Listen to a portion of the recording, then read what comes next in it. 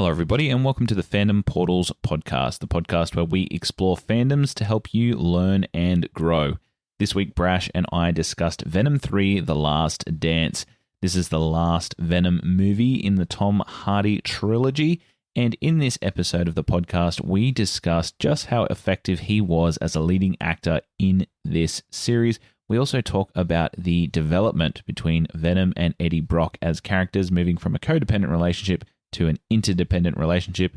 And we also talk about the characters of Teddy Payne and Sadie Christmas and how they showed compassion for aliens of a different species. So lots of different takeaways from this episode, guys, that we're really excited for you to hear. Make sure you tune in till the end of the episode because we have some exciting news on how you can get involved in the Fandom Portals community and also how you might get some take-home goodies that you might be able to wear or use to support the show. So stick around to the end for that, and we'll see you very soon. Thank you so much for tuning in.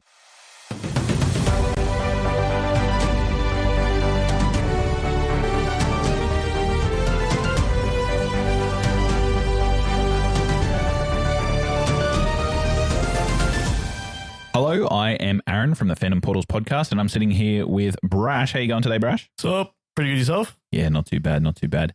Today we are here to talk about a fantastic trilogy of movies produced by a really wonderful studio known as Sony. We're here to talk about Venom, The Last Dance. But before we get into that, as per usual, we're going to give our growths and gratitude. So I'll go first. Grateful because the delivery man delivered a nice new double bed for my son to sleep in because he's transitioning to a big person bed, and we built that together. So I'm grateful. What about yourself, Brash? Any gratitudes for the week? I am grateful for the new year and starting it off in a relaxing way by having a day off today, even though I was meant to go to work. Definitely understanding of that. All right. So for growth, I do have a growth. I am. I don't really like to make resolutions because I know that I'm going to break them. I just like to try and understand that I'm going to form new habits, and the forming of new habits that I wanted to try and do was to actually initiate a bedtime. I'm really fucking horrible at bedtimes. So, yeah, sometimes I'll stay up till like 1 or 2. Other times I'll go to bed at 10. Other times I'll go to bed at 8:30, depending on how absolutely crashed and tired I am. But yeah, first day of the new year, I was like, I'm doing it. This is it. Awesome job. Went to bed at 9 o'clock. Felt amazing. The day after that, I went to bed at like 1:30, so I immediately broke it. So my growth is still to try and get to bed between 9 and 10 o'clock. So if you are following us on social medias and you see me posting after 9 or 10 p.m. Australian Eastern Standard Time, then pull me up on it. You know, tell me to go to bed. Yeah, tell me to go to bed. Help me out, Fandom Portals community. Do my thing for me. What about yourself? Any growths, Brash? This year, I want to be more responsible with my money. That is such a good one. Yeah. And when you're talking responsible with your money, you're not like a closet gambler or anything. No, I don't really gamble at all, really. No, it's more so I tend to, if I have any sort of money in my account, I will spend it. So say if I go out to dinner with friends, I'll pay for everyone's meals. That is, don't change that. I mean, like, it's good, but in the long run, I get towards like the end of the month and towards my next payday, and I end up with no money. Oh yeah. 100%. But yeah, no, I need to try and save some money because I want to go to Japan this year as well. Oh yeah, Japan's a great place to go. I went when I was in my early 20s. It is a great place to go if you're just looking to go overseas for the first time, because it was my first time there, and I'd even take my family there now because everything was clean. It was good for tourists. It was great. It was before all the pandemic stuff happened and everything like that, but I'm sure it's still the same. What do you want to see in Japan the most? So there are a few sites from some anime that they've actually in some anime shows they've drawn in actual places in Japan. Yep. So I want to go around. I'm starting to compile a list. We're going to start off with our first segment. As we talked about today, we are going to be talking about Venom, The Last Dance. You're not going to like this. No, I can absolutely guarantee you I'm not gonna. My home has found us. Who sent that thing? My creator. Of course. The symbiotes didn't come here by accident. They were running. From what? But then a lot of nice things turn What's his name then? No! Okay, so the first take segment is where my co-host Brash and I discuss how we first discovered the movie of Venom the Last Dance. It can be about Venom the Last Dance. It can be about any of the Venom movies, how you first heard about them. It can be about the Venom character, how you first were introduced to that character. We are also joined here today by our third unofficial co-host, Ace. He's sitting here on Brash's lap, so he's also excited to join in on the fun, the old Papa Doodle. All right. Do you want to go first or me? I'll go first. All right, go for it. Where did you first meet Venom / Eddie Brock? On an airplane. Oh, really? So when I was about 6, Was he hanging off the side like he was? I wish. Yeah. No, when I was 6, back in the day, I used to have to travel up between Victoria and Queensland a lot to visit family. And there used to be this thing that get, unattended minors, on planes. And they used to get these little care packages sort of thing. And inside were always comics. Yep. And there were always Spider-Man comics. That's so good. So, so What airline was that? We need to send them Qantas. thanks. They are, of course, Qantas. Qantas. So they used to give out these little care packages, and they used to always have Spider-Man comics. Yeah. So that was always fun. Yeah, because Venom was really big in the comic books in the early, the late 80s, early 90s, and going through that run there. It's really when his character started to change from being a hero to an anti-hero. But that's so awesome that you first experienced him from the comics, because my story is very different. You remember the Spider-Man cartoon? Yep. Yeah, not the one with the really corny but very memorable opening theme song. But the one that sort of came out in the 90s. I first saw Venom then, and it's also the first time I encountered Carnage, and I remember being pretty afraid of both of them. Not in like I don't want to see them ever again, but more like I'm intrigued by this character kind of way, because the Goblin seemed very outlandish. The Scorpion and all of the other sort of villains that are hallmarks for Spider-Man all seem to be pretty novel, but this one actually seemed to have some, forgive the pun, but teeth to it. Actually had like a bit of a deadly agenda. And then from there, my obsession with Spider-Man kind of grew. I then started to read some of the Ultimate comic books where he featured a little bit. And then there was a video game that came out on the original Xbox. Yeah. And you actually got to play as Spider-Man and as Venom in both of those. And that was the first time I really sunk my teeth into who Venom was as a character. You know how he's a symbiote. He actually has to feed, because that was a mechanic in the game. He had to eat people as part of the symbiote to keep your stamina up. And mine was a mixture of visual media in terms of Xbox and also cartoon media. And from then, obviously, we were introduced to him by the That 70s Show actor Topher Grace, who played him in Spider-Man 3. Very comic accurate in the portrayal of how Spider-Man had the symbiote, then passed it on to Eddie Brock, and how he actually got rid of the symbiote with the church bells. That's actually pretty comic book accurate from what I've read since. But yeah, what do you think of that performance in Spider-Man 3 in terms of Venom? You've seen Spider-Man 3, right? Yeah, I thought, not to jump into what we're going to talk about later, but I actually kind of thought the Venom was more Venom than Venom.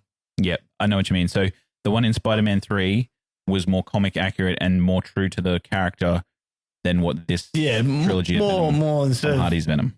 Joking around, he was a bit more like always serious, always had that deep voice, always. Yeah. I mean, as much as I do like Topher Grace, he's not Eddie Brock, I don't think. Yeah. And he was actually he was a bit of a dick as well in the comics. And not very good at taking responsibility for his actions, because part of his main shtick was that he was tracing down this lead for a serial killer known as the Sin Eater. And when he did that, he got this confession, but he got it from somebody who was a serial confession person, like a serial confessioner. And it was actually a fake confession. And Spider-Man caught the real villain. And that's what initiated Eddie Brock's hatred towards Spider-Man, because as a result of his story that was absolute bogus from the fake confessioner, he was fired. He lost his wife, who is Anne from the Tom Hardy trilogy. They were actually married, but now ex-wife.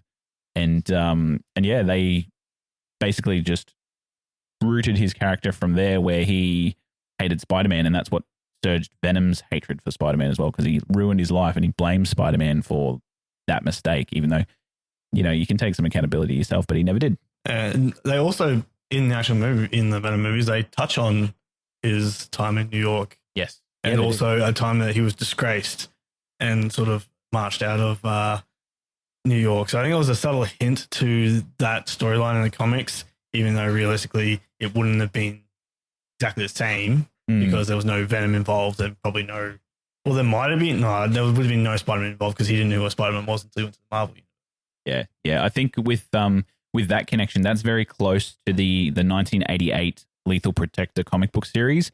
That featured Venom pretty heavily. It was the first time he changed from being a hero to an anti-hero, and it starts off with his change of location, a sea change, if you will, to San Francisco, which is very similar to the Venom movie, the first Venom movie released in 2018. And it does mention the fact that he was disgraced. He was a reporter for a New York company, and then obviously found his way into being a blogger or a video editor, as he did in the Tom Hardy universe. But yeah, I liked the fact that they did draw from different sorts of comic book influences in the Venom trilogy. But yeah, I think in terms of first takes, we both sort of come across this character in very different mediums. Have you seen all three of the movies, Brash? The Venom ones? Yeah, Yes. Venom, Yep. Venom 2, Let There Be Carnage, and Venom 3, The Last Dance. Yep. Very good, yes. So this is a warning to anybody. I think we already have spoiled a little bit maybe of Venom The Last Dance, but this is the spoiler warning for you guys. Anything from here on further for Venom The Last Dance or any of the movies of the Venom franchise trilogy is on the cards to be discussed. If you haven't seen them, then make sure you go over and watch those and then come back and listen to the podcast afterwards if you are a person who dislikes spoilers. But we're going to move into our next segment, which is our fandom face off. Our fandom fact face off.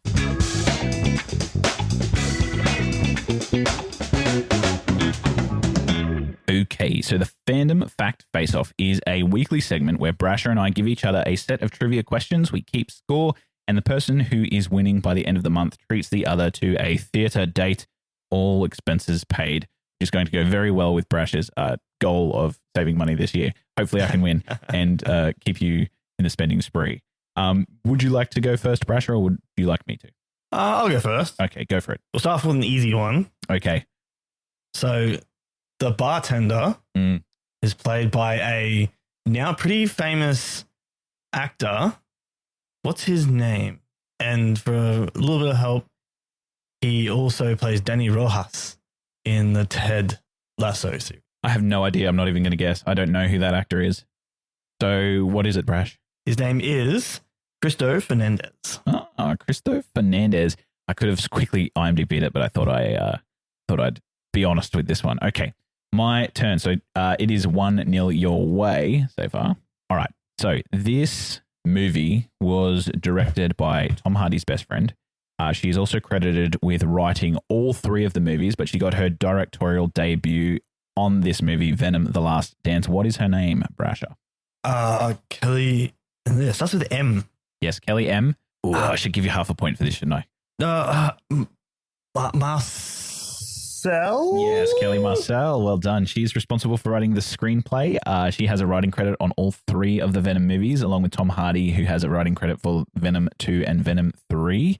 And she directed this movie. It's the first one that she has actually directed as a solo director. So she's moved through the spaces of being a producer and then a writer and then a screenplay person and then now so well done. Brash, 1.0 to me. Your second question. So we saw a number of symbiotes in this movie. Can you name all of them? No. Wow. Can you name the big four? Big four. So that's Venom. Besides Venom. Okay. So Sadie's, Teddy's, security guard Jim. Yep. And then this one's a bit of a trick one. Okay. Mulligans. Okay. So Mulligans was Toxin, or it was Toxin, and then it was a symbiote that was released for the movie that was Snake-like. Yes. Yeah. That's good. So that one actually wasn't. So yeah, it wasn't named. It was just a teal symbiote. Yeah. He did have Toxin, but Toxin left him. Yes. Mulligan obviously being the police officer from Carnage, Let There Be Carnage and Venom: The Last Dance. So Teddy Payne, who was the female blonde doctor in the movie Venom: The Last Dance, she had. But it was acted by Juno Temple. Yeah, one of my biggest crushes. Juno Temple. Yeah. She had Agony, I believe. Yes. Yeah. So these are not really confirmed, but hers does have the pretty much exact striking resemblance of Agony. Yep. The only thing they've changed is in that they gave her super speed. Super speed, yeah. And that was explained because she was struck by lightning in the beginning of the movie. The other one you wanted was security guard Jim, is that right? Yep. That one, I believe, takes a resemblance to Phage. Yep. Who is just like the bulky brown. Yeah, big bulky guy. Yeah, bulky brown Venom. He did, like, he was meant to be like put spikes out, but they gave him big ass fists. And then what was the last one? Mercedes. Christmas. Yeah. Oh, I want to say Lasher or Thrasher or Close. Scyther. That's a Pokemon. It's just Lasher. Oh, Lasher. There you go. See, I was pretty close. Yeah. Yes. Lasher was Sadie Christmas, I believe. But the funny thing about all of those Venoms, they are actually they are offspring of Venom. Yep. All those symbiotes, rather. They're offspring of Venom, and they all derive from the Lethal Protector story arc that was released in 1988. And they were created by the Life Foundation, which features in Venom 1. Yeah, there's been a few symbiotes out over the time because the different sort of story arcs that have happened, two of the big ones obviously being the King in Black and the Venom Wars, basically saw an explosion of symbiotes come through to the Marvel universe. Yeah.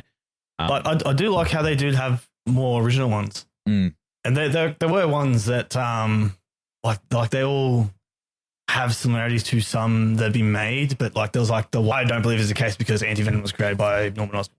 All right, I like to bring in budget questions for you. Oh yeah. So this movie, although it was, it's been knocked a lot by a few different critics, but it had a budget of $120 million estimated US dollars. Do you think this movie made over or under $400 million? Over. It did. Do you know the exact amount? I did see the exact amount before. Yeah. I don't remember. It was like 400. Was it like 478 or 400? If we round it up, it would probably be about 477. So that was very close. Yeah. Yeah. So it actually was a bit of a success because it came out over one of the Thanksgiving holidays, I believe. Yeah. It was in the cinemas for that, and you know everybody likes to go and enjoy their holiday time, so they went to the cinema, saw Venom: The Last Dance, and that gave it a really big bump up. So it also begs the question to me, you know. A lot of people are going to watch these movies, or at least they're going to the cinema to watch these movies in the box office. $477 million at the box office is nothing to shake your head at. Across the span of this series of movies, Venom 1, 2, and 3, they have actually made over $1 billion. Like the franchise itself has made over $1 billion. And that, coupled with the fact that everybody's saying that, you know, these Sony Venom movies aren't too good, that's a little bit of a question mark for me, Brasher. Yeah, no, it actually made more than I thought it would have. But in saying that, like always to every movie, there's goods and bad. Okay, so far score update, it is 2-0 your way with your last question coming. All right, so this one is a pretty simple, I think. Okay. So in the scene after the plane. Yep, after he's Tom Cruising. Yep, and then before he meets the family.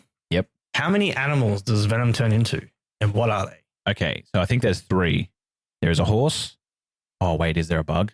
Might be a bug that I'm missing. There's a horse, there's a fish, and there's a frog. Is there any more than 3? I'll give that to you. Okay. There's technically 4 because he turns into 2 fishes. He turns into a small fish and then turns into a bigger fish that eats the smaller fish. Yep. Yeah. 100%. And then if you watch past the end credit scene, you see a cockroach. Potentially a cockroach there as well.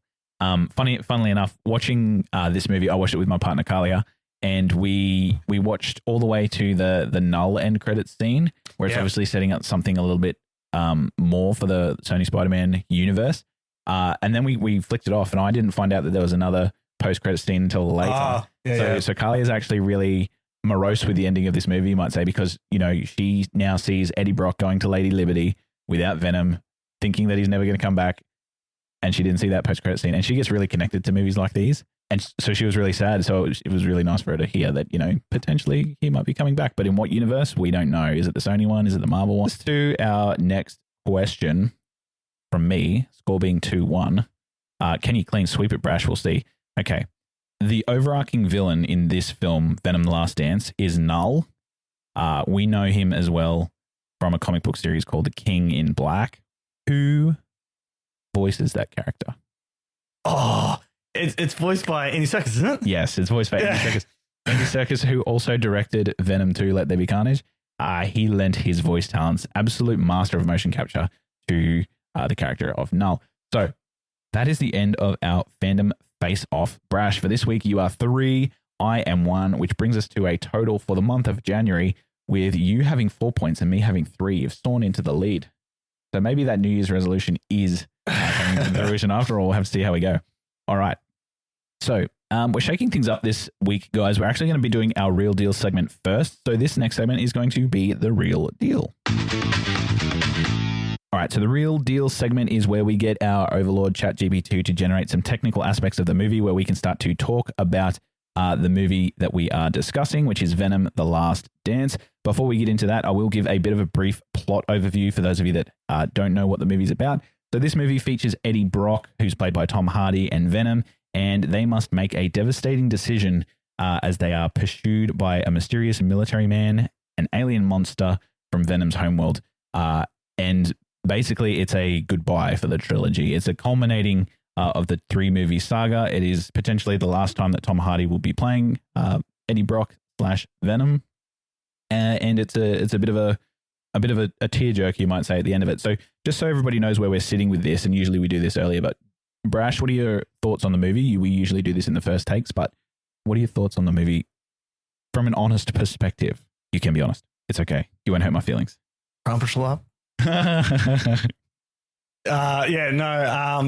Look, there were some really good aspects to it, but for me, a lot of it was ruined.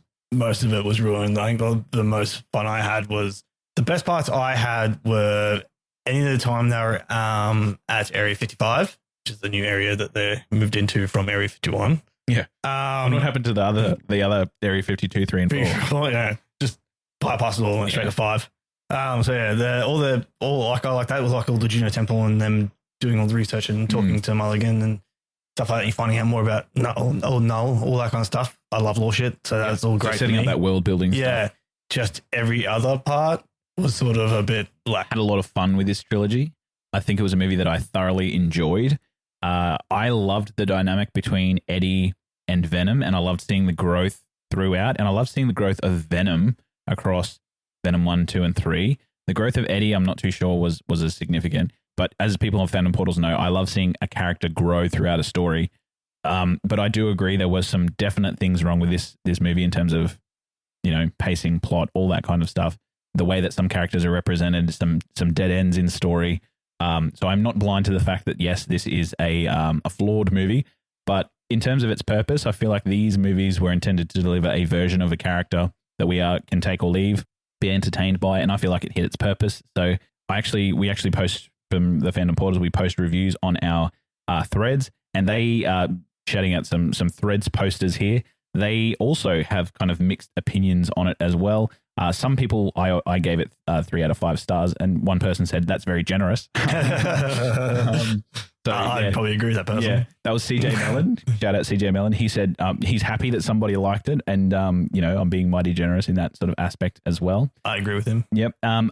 Killer Pop Sorrowful said that they should have just stuck to the Lethal Protector series for the film. It would have been a lot better. And it seems like if it wasn't for Tom Hardy, then he'd probably just miss these films altogether, which is definitely something I can agree with. Tom Hardy does carry, especially through number 2.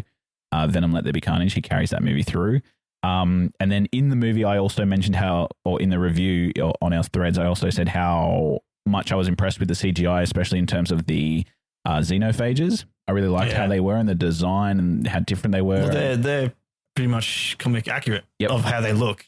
Like they don't, like in the comics, they don't spray mist at the back. But I thought that was cool. I liked how they looked like, like a garbage disposal or what thing you put trees into. Yeah, the mulcher. Yep, love that. Awesome. Yeah, wood chipper. I thought that was freaking awesome. Well, yeah, and like for a being that's sole purpose is to pretty much destroy symbiotes. What a good way than just shred the absolute crap out of it. Yep, shred the absolute crap out of it. I liked all that CGI, but we had someone called Gunsmith96 that said, you think the CGI was stunning? Well, okay. So shout out to you guys. Thank you for commenting on our threads. There's a few more on there as well, but we do like to read and get back to you guys on those ones.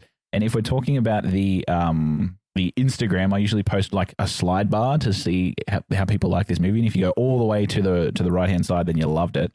But if you slide it all the way to the left, you don't. And it's sitting exactly in the middle. I was going to say, did you see? Oh, does it show specific people? Yeah, it does. Because you'll see mine was below yours. Yeah. Yep. So it goes all the way to the middle on this one. So I went like a quarter of the way, maybe a bit over a quarter of the way, and then like stopped it there, and then I saw like the main like one was like sort of a bit further along. I'm like, people like it more than I do. People like it more than you do. Yeah, no. So I think there is varying different takes on this. So with our real deal segment, getting back to that, this is where we let ChatGPT generate a topic for us to talk about in terms of the film. If we've already discussed it, we'll skip over it. And then at the end, if there's any that we want to talk about, we might mention them in our MVT section that is coming up a little bit later. So first off, we are going to be talking about the villain. Okay, so the villain or antagonist. So this is where we talk about how compelling and effective a villain or antagonist is in the story. A strong antagonist tends to add tension. It challenges the protagonist meaningfully. With the antagonist and the villain for this one, there was that looming villain we saw in Null, which we've kind of already spoken about. How did you feel about Null, Brash? I love Null as a character. He's fairly new to the comic book scene. He is. And he's got a big fan following. Yeah, well, see, even technically the sword that he's holding, it's literally there on the screen. Not even that. There's the sword that's from Thor, which one? Thor: Love and Thunder. Yeah. Gorn. Gore the God Butcher has. It is a creation from the sword. Yep. That's why I was like, ooh, symbiote ties. Yeah, and tying to the MCU as well. Yeah. I like Null. I was a little bit disappointed that he never showed his face. Yeah, well, he didn't show up. Like, if you're going to end a Venom movie, why not end it with a big bad? Yeah, I can see that. And I feel like they might have done that because they're shifting away from the one and done villains. Everybody was kind of getting a bit angry with that, how they'd establish a really good villain and then they'd die in one movie and they would be seen again. Yeah. So I felt like the way that they sort of set Null as a villain outside gave me a lot of Thanos vibes from the original sort of Avengers space, where you'd see him far away and you'd see him in, post or pre-credit scenes where, he'd put on the glove and he'd say, I'll do it myself.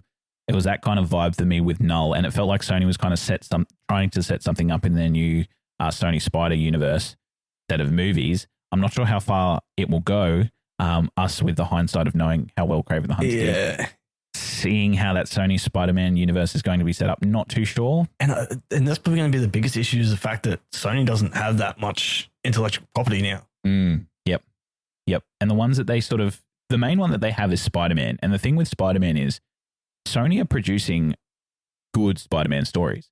So if we're talking about the original trilogy, like the three trilogies with Tom Holland, the original trilogies with Tobey Maguire, some people love Andrew Garfield's two movies. I know I do, and we discussed before off camera that you also like those. And then there's the two Spider-Man games that come out on PlayStation, all created by Sony. So they know what to do with this character. They know what to do with Spider-Man. It just seems like anything outside of Spider-Man, and Into the Spider-Verse as well. Yeah. Anything outside of Spider-Man, they just seem to stuff up. Yeah, it falls flat. Yeah. Just seems anything outside of sort of Marvel, Disney, I hate to say this, but anything outside of Marvel, Disney seems to fall flat. Yep. Or anything without their kind of influence.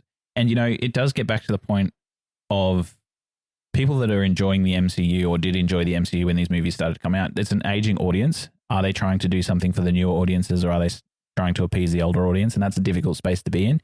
And that's where you start to think about when reboots start to occur, when everybody's sort of sick of the old and it's not really hitting with the old target audience. So you think, okay, let's reboot for a fresher audience. And that's what you can see DC doing with James Gunn now, with the Snyderverse not really hitting where it was, and him starting his new Superman journey for a brand new sort of audience now.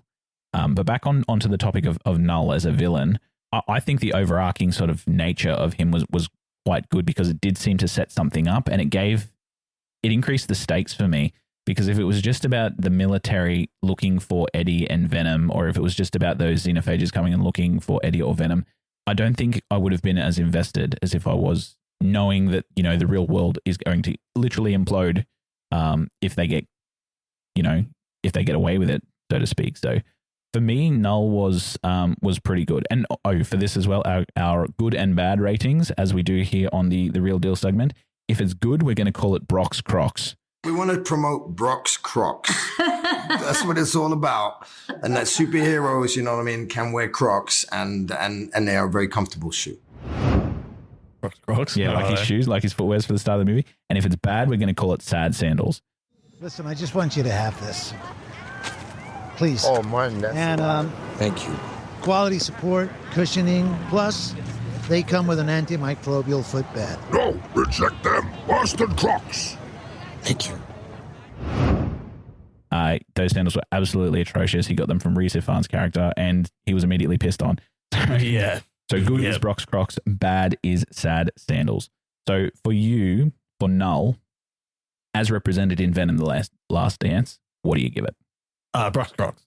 Brock's Crocs? So I wish I could have seen more of him, but what I did see of him, and especially like some of the lines he delivers, very on point for Noel. Yeah, and they it's like villain monologue kind of lines. Yeah, like that's the kind of shit you want your villain to say. And even the lines that Mulligan says through, which is basically like he's saying memories, the void has teeth. Yep. Which is a line from the King in Black comics. Yep. That Noel says. He says that. No, for me, I think it was a Brock's as well, just for that overarching, looming sort of villain vibe that he gave out through the movie. And for the first time as well, I wish that Carnage was done better for Venom 2, because he is definitely the primary antagonist for Venom. But I feel like Null being made that looming figure also teases a little bit, and it raises the stakes. And if a villain is defeated in one movie, you're kind of like, okay, he's portrayed as this god of darkness, but you kill him in one go in a 110-minute movie. So I like that he is sort of still trapped on Clintar. I hope that Sony or even the MCU can use him in something else, whether it be a Tom Holland Spider-Man movie, an MCU movie, or an additional Sony movie. I just want to see him some more. So Brock's Crocs for me. So good start for Venom: The Last Dance. And as long as they don't do the same thing they did with Gore. Gore the God Butcher, yes. Because they underutilized. Absolutely. Especially with Christian Bale as the actor for that. You just they did nothing with the character. Yeah. Absolutely. All right, let's get our next one. Okay, so this is where we're going to be talking about editing and transitions. So editing can refer to how the scenes are pieced together, how smoothly the story flows, how it moves from one moment to the next. For me, I'll start with this one. I feel like the editing for me during the action sequences were extremely choppy, to the point where you were, like when the symbiotes were fighting and the action sequences were there towards the end, the scenes would change very, very quickly. And I feel like that was to prevent focus I feel like that was to prevent people from focusing on anything for too long. Yeah. I really loved the way that the symbiotes were designed, and the symbiotes sort of moved into different sort of hosts and helped in that last fight. But I feel like the editing for me was a little bit too choppy for me. So I'm probably going to give this a sad sandals. What about yourself? Yeah, I have to agree. Sad sandals. More so for me, I found, look, they're traveling to New York from Mexico, somehow ended over at Las Vegas. Yeah. How? How? Yeah. You're like, did they attach themselves to the wrong plane and fly in the opposite direction of where they wanted to actually go? Because like Mexico's down here. If you want to go to New York, you go up the East Coast. Yep. And then they ended up at Las Vegas, which is on the West Coast. Which is on the West Coast. Maybe some Americans know a little bit more about it than we do, but here in Australia, usually when you take a direct flight, it directly goes there. But yeah, there's something. So I don't know how they ended up where they ended up, and I feel like it was like that's how they forced them to be in the area of where Area 51 is. Yeah. It definitely did feel like some pigeonholing was occurring here. I think we can also, in this editing and transitions thing, we can talk about how the story flows as well. So talking about how I'll bring up a scene at the start about the MCU. Did you have something you wanted to mention before we kicked off? Just and also with this getting them to Las Vegas, as great as the actor Reese is, his family. Yep. Again, like Red One, the family did nothing for me. Well, I would say that the family sort of humanized Venom and Eddie and made him think about what he could have had with Anne, because there was that moment in the car where he's like, "Oh, you make a good dad." It could have been, but that kind of was like a hollow comment to me, wasn't it? Because and how much stake would you put in that comment coming from a symbiote that literally bites people's head off? Like, you'd be a good dad. Okay, says a head biting symbiote. Yeah, exactly. Who's never been a father. Yep. the start of the movie for me was the most jarring part. I think as soon as it got to the point where Eddie was back in his own Sony universe, you might say, and he was trying to go from Las Vegas to New York, then it became a road trip movie for me. Then it was self-contained. Then it was a movie that I could sit back and have fun with and enjoy. Before that, there was just a forced MCU plug, you might say, and then the offhanded comment of, I'm getting sick of this multiverse shit. Yeah. And it's almost like Sony was trying to, or the writers were trying to say, yeah, we know as well. We know that you as the audience are sick of this stuff. So are we. But then at the same time, in the same breath, they're also trying to set up a villain like Null that could expand across a multiverse and perhaps be used in the MCU. And it just seems a little bit hypocritical for me. But for that MCU transition, I'm like, why? You could have just not.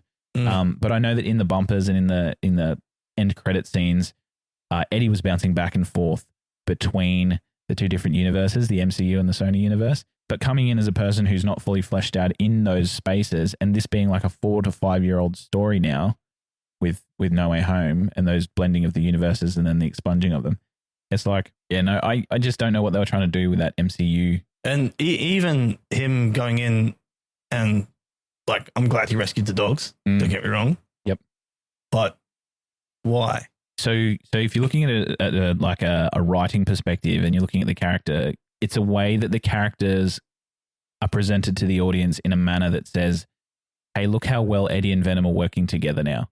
So in previous fight scenes you'd seen in Venom 2, where they were just arguing with each other, there was the famous fight in the apartment where he's literally at odds with one another. And I'll get into this a little bit more when I talk about my MVTs. But that first fight scene with the dogs, you could hear Venom and Eddie sort of talking to one another and then working together. And Venom was waiting for Eddie to relinquish control.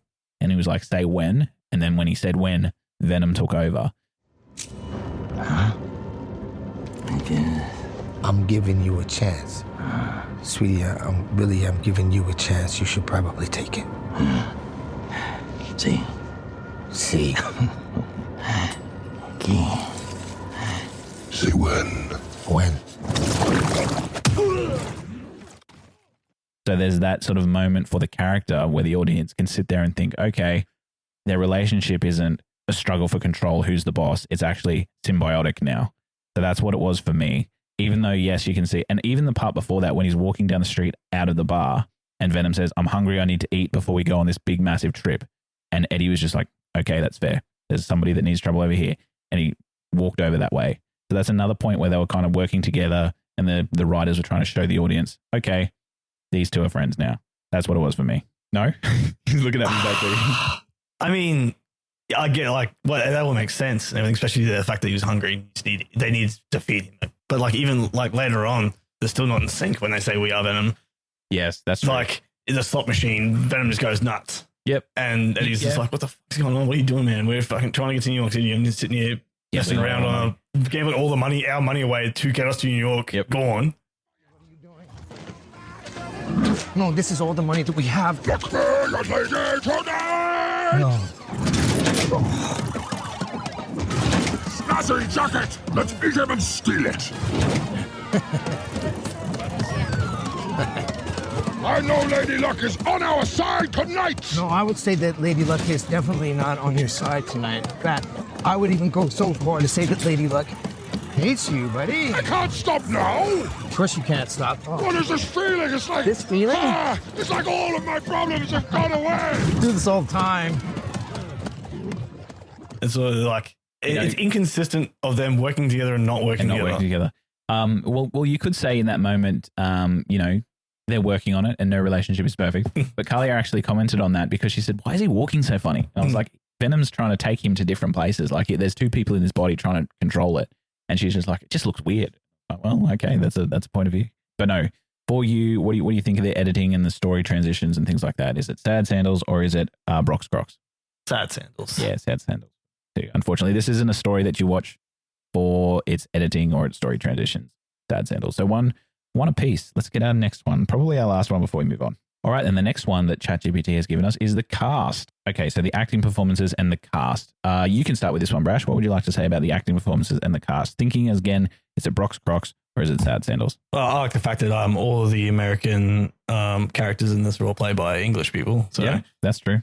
But no, on a more serious note, Juno Temple, I loved her character. People has said that her character might be loosely based off of Thaddeus Payne.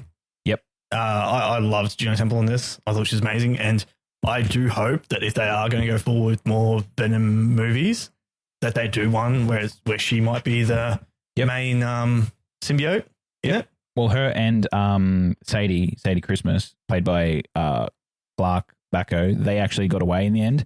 That gives me Thelma and Louise vibes. And even though Sadie lost her symbiote Lasher, Might find another one. Yeah, she'll find another one.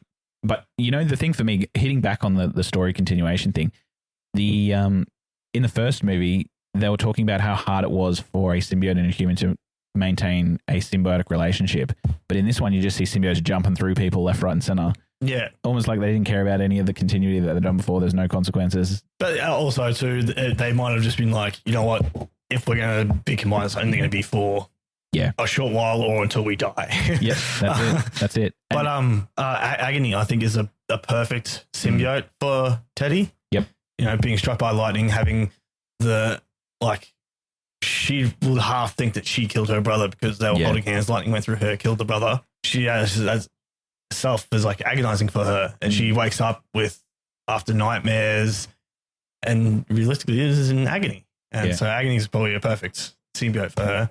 But I liked all of the cast. Reese's family was probably for me, they were there for reasons, but the reasons for me weren't good enough. But I can't wait until we find a movie that we review on this podcast where you're like, the family was required. I think I'd watch Fast and Furious and be like, this family is bullshit. Yeah, that's fair. No, but seen rumors or heard rumors, and even he's in the credits, but he's not actually in the movie. Yep.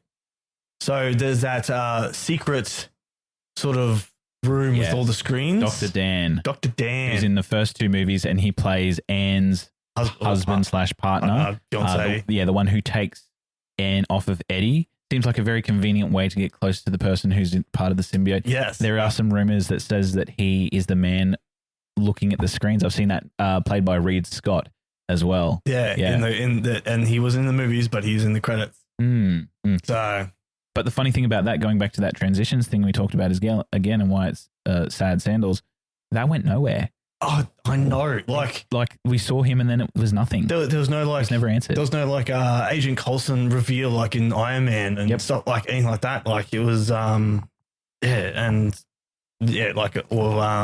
Natasha Romanoff Black Widow reveal. Yeah. Anything like that. It was just like, oh, there's a dude looking at screens telling this other soldier dude what to do. He's pulling the strings behind the Imperium Military Foundation. What did you think of Strickland?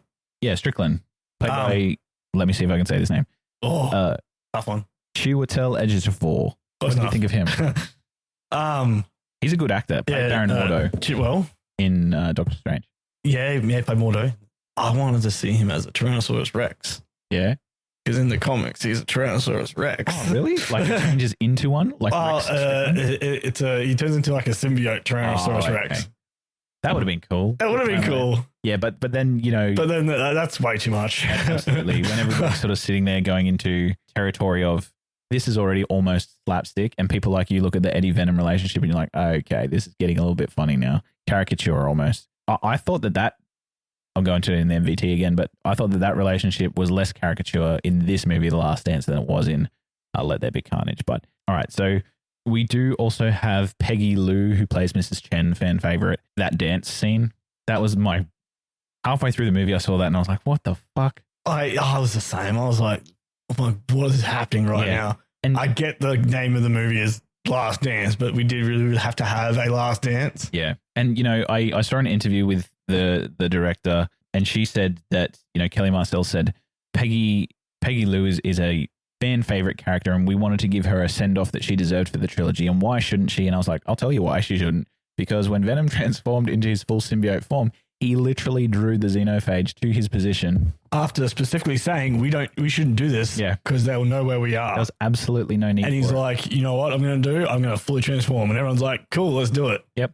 And I feel like even that part, the dance and the xenophage tracking them, both of those elements completely unnecessary for the scene to achieve the purpose they wanted, because the military were already after Brock and they'd seen him on camera footage. Knew where he was. Knew where he was. They were coming. They could get him to Area 55. That story element had been ticked off. You did not need the xenophage coming in. You did not need to have that dance. It was completely useless and it was absolute shit. And how fast the xenophages are when he transformed in the face. A xenophage could be in there in an instant anyway. Yeah.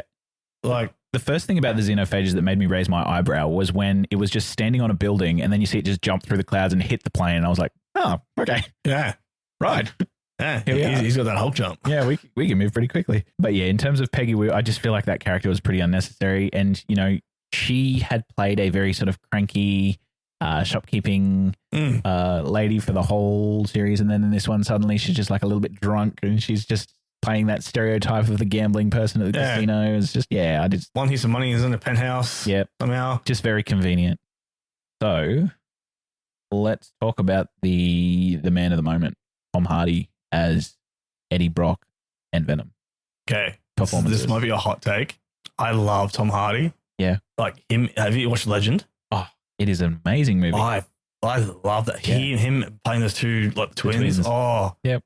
So good. They used similar techniques in this to play the duality of the character, because he had that earpiece in where he'd hear Venom lines that he previously recorded and then he would act out as Eddie based on what he heard. And he did the same thing in Legend. Yeah. Yeah. And like him in Taboo and stuff like that. Tom Hardy is just amazing actor. Oh, Bane. Yeah, absolutely. Anything he does with Chris Nolan, Dunkirk, he was great in. Dunkirk, yes. Yep. So good. But yeah, here we go. Here comes the hot take. His Eddie just looked like he was constantly tweaking and looking to score. Yeah. That was just him acting like, as I'm like, he was always like twitchy and fidgety. And I'm like, I mean, like, yeah, initially, like when he first gets this, he's still getting like, he's sort of like, that'd be fair. But after 3 movies, a year long, and he's still just tweaking, I'm like, come on. When he was walking, as I was saying before with Kalia, as he was walking, I was like, this guy walks and looks like the villain from Men in Black. Yeah. I was like, man, he's just walking like that dude. And like, I understand he's trying to show that like there's more. It's not just him. It's someone else also in his body. But like, is Venom always making you move weird, or like it just seemed like too much? Yeah, I get that. And physical performances for me can be hit or miss. I think that the work that they did in terms of the stunts and the CGI were pretty good, because, you know, the stuff that he has to do with Venom is obviously a lot of CGI and him acting out that CGI sort of stuff. So physically, I feel like he did maybe do a little bit too much.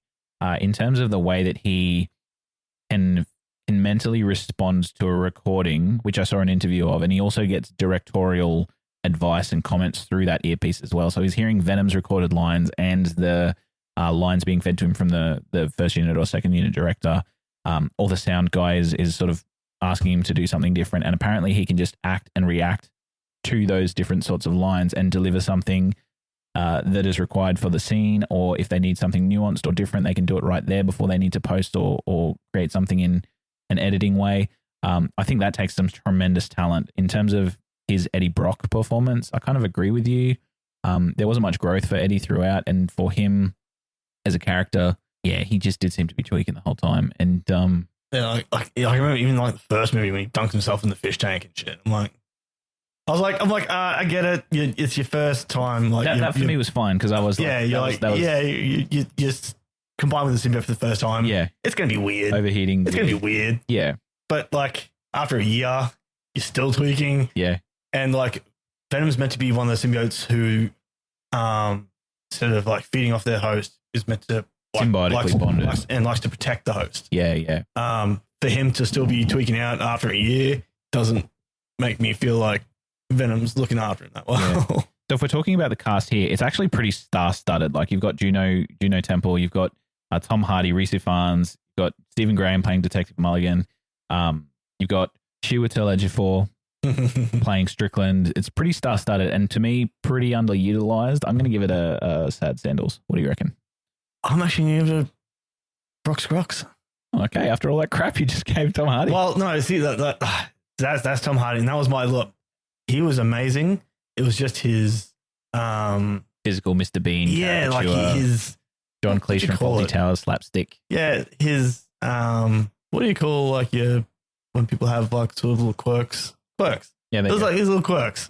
For me, it was just a bit over the top, but other than that, I reckon everyone did an amazing job. Yeah. Like, yeah, I loved Juno's character Teddy. Yep. Strickland, he was amazing too. Like for a while, I thought, oh, he's going to be like. I thought maybe at the start that he'd get a hold of a symbiote and go rogue and go bad as well, but he ended up just like he was a person I loved to hate until I liked him. Before we move on from this segment and go into our MVTs, final comment on this one. I just love how Sony put this movie in the same universe as Andrew Garfield's Spider-Man movie and just expected us not to notice that Rhys Ifans is playing Martin in this movie, but also played Dr. Connors the Lizard in. Yeah, and he's like, oh, yeah, we'll just look past that. It's fine. Yeah. Well, saying that too, Detective Mulligan, played by Stephen Graham. He, I see how we were talking about Red One when what's his name's character gets taken over by Nick Kroll. Nick Kroll. He did a great one. He did a great job of being taken over and the eyes going and then talking like the symbiote. He did it. Like, see, that's what you need to do. Yeah. Subtle, but impactful. Yep, exactly right. Yeah. He got the message, knew the assignment, and he nailed it. I agree. 100%. So for me, just to be clear, I'm giving it a sad sandals because I feel like the cast that they had was underutilized, not because they did a bad job. I feel like they did a bad job. I just feel like they underutilized them in terms of story, in terms of some characters being there and not being necessary, like Rhys Ifans' character and his family. Like, okay. He's here. Yeah. And and that would have freed up so much more screen time to flesh out other people. Yeah. I agree. All right. We'll move on to our next segment, which is our MVT, our most valuable takeaways. All right. So this is the segment of the show where we discuss the one or two things that we absolutely took from this movie. It could be something that we learned. It could be something that we grew from. It could be something relating to the characters or their arc. It could be something educational that we learned. I'll go first, Brash, for this one. And the thing that I really enjoyed about this movie was specifically the character of Venom, the symbiote character of Venom, his arc from the Venom 1, made in 2018, all the way to this movie, Venom: The Last Dance. And in particular, I liked how it represented the transition and the growth from a codependent relationship to an independent relationship and then an interdependent relationship. And by that, I mean, in the first movie, you can see Eddie and Venom battling for control, and Venom is very impulsive. And I've seen Tom Hardy actually say, it's almost like channeling what a wild animal would do if they had the cognizance to react to things in the human world. And I feel like he does that very well, but he also takes a lot of control away from Eddie, and they're battling with each other in terms of who gets that control. There's that domineering effect. There's no boundaries that are set, which is definitely sort of there on a codependent sort of relationship, and they actually do need each other for survival. In terms of the second movie, Let There Be Carnage, you're in that sort of bickering phase of the codependent relationship, or the Eddie and Venom are both trying to express their needs, and then eventually they separate as you would in a romantic relationship, if you would, and then the growth comes from that separation. They come back in the end. And then in this movie, as we discussed previously, they are presented to us as a unified pair of people. So that sort of growth, and then coming to that ending sequence where Venom was a parasite. He was described as a parasite, where he absolutely takes from his host, and there's nothing that he considers in terms of an emotional tie to Eddie. He's there for food. He's there for sustenance. He's there for survival. And then at the very end, for him to then sacrifice himself and potentially die after basically slugging his way toward the acid sort of facility in Area 55, gathering all the xenophages. And you can't look at me in the eyes, Brash, and tell me that you didn't shed a tear when he placed ever so gently that door over the top of him on Tom Hardy, on Eddie Brock. And that is not what a parasite does. For me, that is definitely a relationship that has experienced some growth in terms of Venom, where he literally says to him in the first movie, he's like, I'm in control.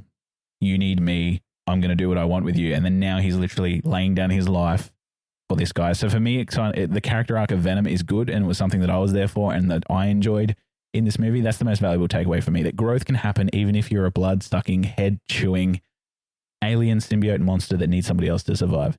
everybody can do the work and be better. Yeah, that's powerful. Thanks, Brash. Powerful. Deep. Yeah, deep. Well, I like to look into movies a little bit more than I probably should. So that's what I took from it. So that last scene, how'd you feel about it?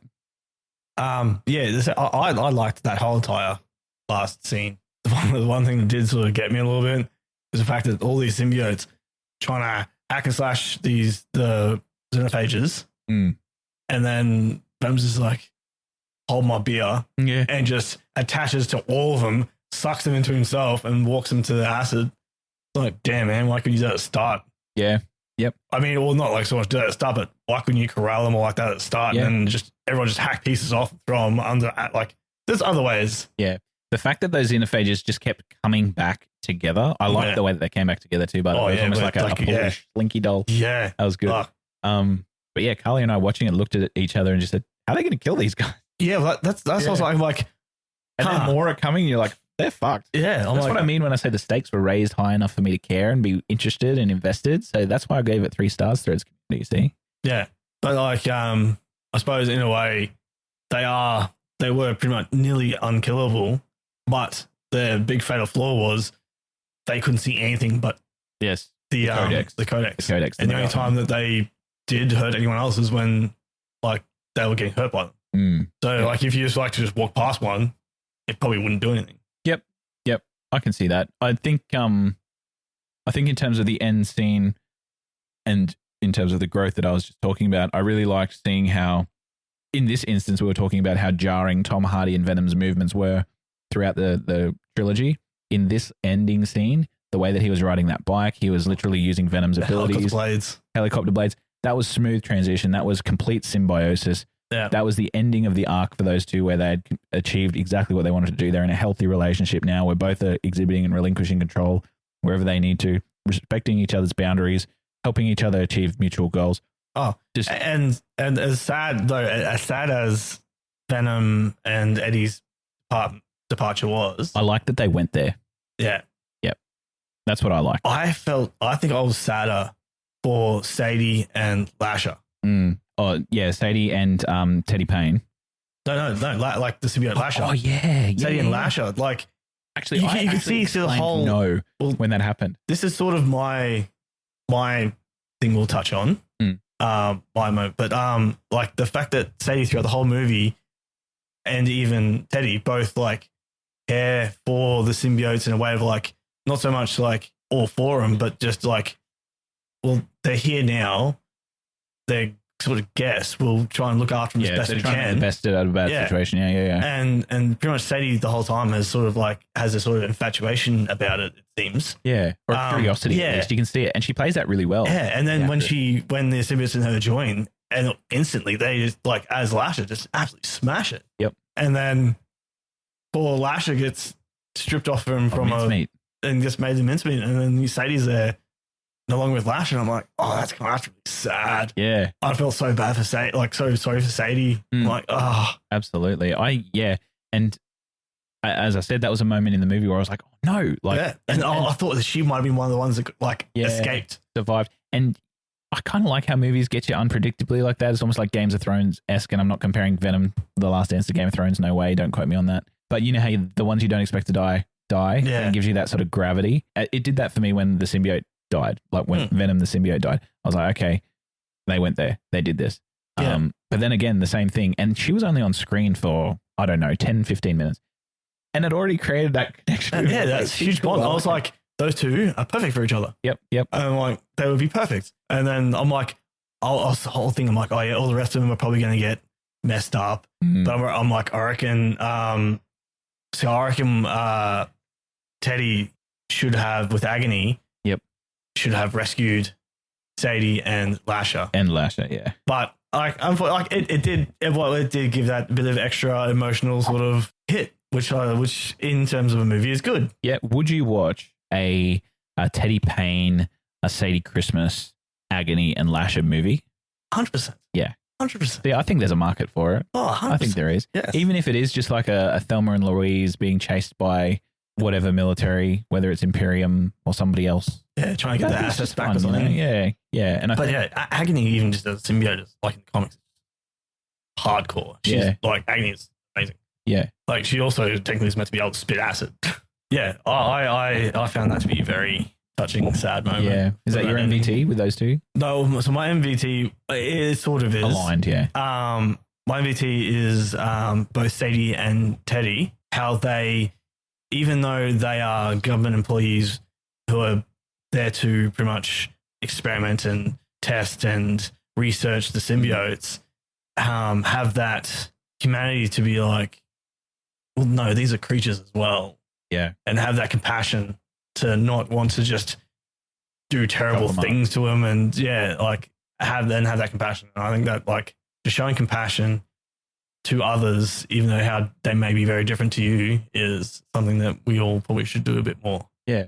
I like that as well. And in terms of like tropes in films, there is always the scientist that wants to chop up the alien. Like there was even an ET joke in this one, and that's very prevalent in ET. They want to take the alien and dissect them and see what they can learn from them. And there is definitely some scientists that are doing that, but these two are intrigued and curious, and they want to see what's going on, and they want to help. And it genuinely seems like you don't really get to see any of the other scientists, but it all seems like they all sort of seem like that. It was more Strickland, Army General, military were like, no, we have to kill all these things. Yeah. When Strickland takes over the operation, he's like, oh, this is my operation now, and I'm pretty much going to just burn the whole place down. Yeah.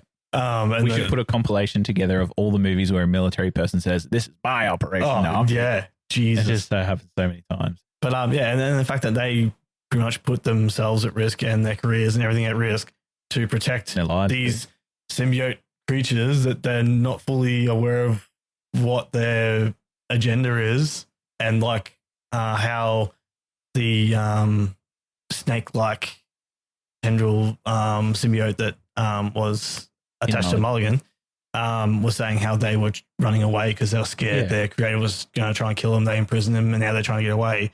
And they're like, oh shit, they're not here to take over. They're here to escape from a terrible life they had. And Strickland's like, oh no, they're here to invade. Yeah, like every alien sort of movie trailers, they're coming into and take over. Yeah, the first two movies set that up though, because Venom 1, there was Riot, which is the symbiote in there, who was literally trying to use the rocket to implement his evil alien plan. And then in Carnage, Let There Be Carnage, he attached to him the serial killer Cletus Cassidy and was just literally performing carnage all over the place. And that was a slasher movie. So they had those bad experiences with the symbiotes, but even still, these scientists were looking at them in that different sort of light, saying, what's their purpose? They're looking that little bit deeper. And they did discover, just from asking questions, instead of just assuming, they went and they asked the questions and they found out, oh, wait, these guys are actually escaping their planet, or they're trying to ensure that a really dark and evil force is not going to kill everybody. And you may be aware, but Thor was actually the reason why they could escape from Null. Clintar. Oh, wait, yeah, from their planet, Clintar? Or No. So Null created all the symbiotes, started wiping out planets. Thor killed one of the symbiotes, and that broke the connection between Null and the symbiotes. So the symbiotes basically became self-aware and had some sort of conscience and was like, no, we can't do this. And then that's how they trapped Null on. Imprisoned him on Clintar, yeah. Clintar. Wow. And that's how they sort of got their own individuality. Yep. Oh, wow, they got their sentience from there. Do you know, I don't know if you know or not, but do the symbiotes, do they actively seek hosts, or are they happily existing on their own little mucky, loopy, bluey selves? It's been up and down. Yeah. But primarily they do generally need hosts to survive. Because they need sustenance. Yeah, well, at least on our planet, they explain that in Venom 1, where on this planet, they need a host to survive. And then the guy that, what was his name? Drake. Drake. Yeah. Who plays Riot. He said, if they can survive here with a host, we can survive there with a host. Yeah. With them as well. So that was the kind of tie there. Yeah. And I think it's more so that if a planet had an abundance of the food sources, which is the chemical that we have in our brains. Yep. And chocolate. If they just had that as a plant or something on a planet, they probably could just live off as their gooey selves and just eat the plants to give off the same sustenance that they need. So I think it's to bring our segment to a close. I think it's really interesting that even a crappy I'll say crappy, but in a movie like Venom: The Last Dance, where it's literally just like a fun sit at home, enjoy your popcorn flick, end of a trilogy. Even in those sorts of movies, you can still find a message that can help you throughout. So I really like that aspect of our podcast that we're kind of doing with our MVTs. Final question, just before we jump into our very last and final segment: do you think this was a good ending for the trilogy? Do you think it was something that rounded out well? Do you think it serves the Venom character in a neat little package that can be used later on or not? How do you feel like it's closed in closure terms for fans? I honestly would have preferred Brock sacrifice himself. Me too. That would have been growth, honestly, because at the start as well, he literally throws his fiance under the bus for a story lead. And then at the end of this movie, somebody else sacrifices themselves so he can stay alive again. And that's what I meant when I said Brock didn't really grow. Even though he learned to live with Venom, he didn't really grow. And because one of them needed to die for the codex to be done. If Brock had sacrificed himself, they would have got rid of the codex. Venom could have survived, and then, well, he might still be alive. But then that brings up the thing again. If Venom's still alive and Brock's still alive, then technically the codex is still alive. Yeah. But if Brock had died, they would have got rid of the codex. So they would have had to find another way to escape, which could have been a whole other. But then they could have they took Venom, and Venom could have gone to Flash, like attach himself to Flash Thompson, become Agent Venom. I was hoping you'd bring that up. I love that. And that could have been a next thing, and that could lead into Secret Wars, like that TV show Secret Wars they had. And well, in this regard, Flash gets the symbiote from what I've briefly read. Flash gets the symbiote after he's done a tour in Iraq, and he returns and he's actually lost his legs. Yep. So when he comes and he takes on the symbiote, he becomes Agent Venom, and it's almost like that coupling. And that's when he does actually become an anti-hero in that regard. We were talking back before about the 1988 Lethal Protector. He actually gives Venom to other superheroes to help them fight their big bads and stuff like that. And that's when he gets recruited into the Secret Avengers. Yep, exactly. And I think that taking this character of the symbiote into a Flash Thompson sort of arc, if that was the way that it was going to go, I'd like to see that sort of element being brought back. I mean, technically, there was that one soldier who got his legs chopped off. Well, yeah, he got half. Maybe that's Flash Thompson. Maybe that's. Well, we can only hope. But I would very much enjoy a Flash Thompson, Agent Venom, and even if Tom Hardy comes back to voice the Venom, I wouldn't mind that. I think that would be a good way to continue the character if they wanted to. Or in the comic book currently they've got Dylan Brock, who is the son, Eddie's biological son, as the current host. All right, so this is the final segment. This is where Brash and I are conducting a Fandom Portals honor board. And that means that every movie or TV show that we look at for the Fandom Portals podcast, we're going to be conducting and compiling a list that ranks these movies from 1 to however many episodes and movies that we do. Obviously, we have done one movie together so far, being Red 1. So that is the only movie, and that is the first place, and has been for an entire week on our honor board so far. Scary. I know. And this week, as well, and forever, you can find this list on our Fandom Portals letterbox. Will be linked in the show notes below.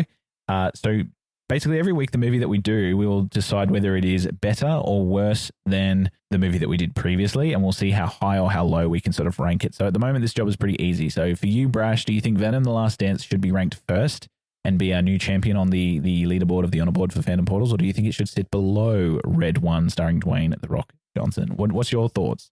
Okay, I don't want to tell you mine because I don't want to influence you. Honestly, I thought I'm thinking about it, and I'm having trouble determining which one is better than the other, because both of them had very average parts in it, but then also has some good parts in it. Yes, absolutely. I'm gonna have to say better. Yeah. More so because I love Lucy Liu, J.K. Simmons, absolutely amazing. The Rock, even though he plays the same character in every movie, still good. Buddy Chris Evans, love Chris Evans. Scott Pilgrim vs. the World, one of my favorite. He played and the same with not another team movie. Anyway. I've always liked Chris Evans as an actor. With Venom, the nostalgia, the nerdiness to it, and the amazing actor that is Tom Hardy. I just feel it's just a bit more my kind of movie. I rated both of these 3 stars, But for me, I feel like this rounded out the trilogy kind of well. It was a big pickup from Venom 2, Let There Be Carnage. I feel like that arc and growth from Venom really carried me through. They have made over $1 billion at the box office, we'll say as well. This movie made way more than Red One did, at least four times more, but not just for that reason, but for the fact, similar to what you were saying, for that nostalgia, for that connection with the character of Venom, I'm rating it above Red One as well. So we have a new champion for the honor board, at least for a week. Yeah. Until we look at our next movie in our next episode of the Fandom Portals podcast. But Venom: The Last Dance sits at the top of the honor board, and it has to beat a streak of a week from Red One. We'll see how it goes. We'll see. Hopefully, we'll see how it goes. Brash, do you want to tell everybody where they can find us? It's at Venom Portals on everything.